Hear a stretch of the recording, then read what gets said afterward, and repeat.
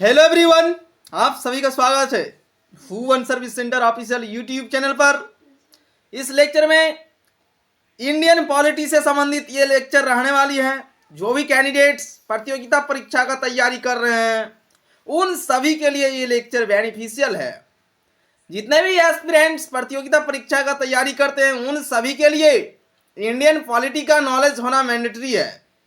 जिस किसी भी परीक्षाओं में जनरल स्टडी से संबंधित क्वेश्चन पूछी जाती है उन सभी परीक्षाओं में इंडियन पॉलिटी से रिलेटेड क्वेश्चन देखने को मिलती है। इस लेक्चर में हम सभी डिस्कशन करेंगे संविधान सभा को, संविधान निर्माण और संसद। गणेश वासुदेव मावलकर और डॉक्टर राजेंद्र प्रसाद। संविधान निर्माण। भारतीय संविधान का शीर्षक है भारत का संविधान। अनुच्छेद 394 में लिखा है कि बाकी के अनुच्छेद 26 जनवरी 1950 को लागू होंगे। 15 अगस्त 1947 से 26 जनवरी 1950 तक भारत की शासन व्यवस्था भारतीय स्वतंत्रता अधिनियम 1947 के माध्यम से चली। अनुच्छेद 395 के द्वारा भारत शासन अधिनियम 1935 और भारतीय स्वतंत्रता अधिनियम 1947 को खत्म किया गया। यहां पर सभी कैंडिडेट्स 2 पॉइंट को समझने की आवश्यकता है।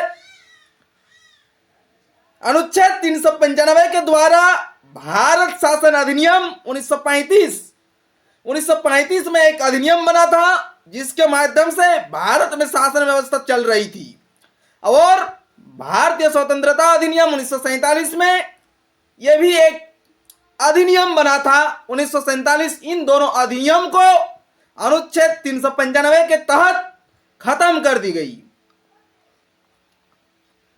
संविधान पर टिप्पणी। हिंदुओं की संस्था लॉर्ड साइमन, एक जाति की संस्था चर्चिल। संविधान का मतलब कांग्रेस है, Godwin Austen. Doctor Bhimrao Ambedkar के योगदान को रेखांकित करते हुए राजेंद्र प्रसाद ने दक्ष पायलट कहा है। वह न केवल संविधान के जनक है वरन संविधान की जननी भी है। के.वी. राव आधुनिक भारत का मनु डॉक्टर बी.आर. अम्बेडकर को कहा जाता है। संसद की पहली बैठक 13 मई 1952 को हुई। प्रथम संविधान संशोधन 1951 में हुआ। नवंबर 1947 से संविधान सभा संसद का कार्य कर रही थी।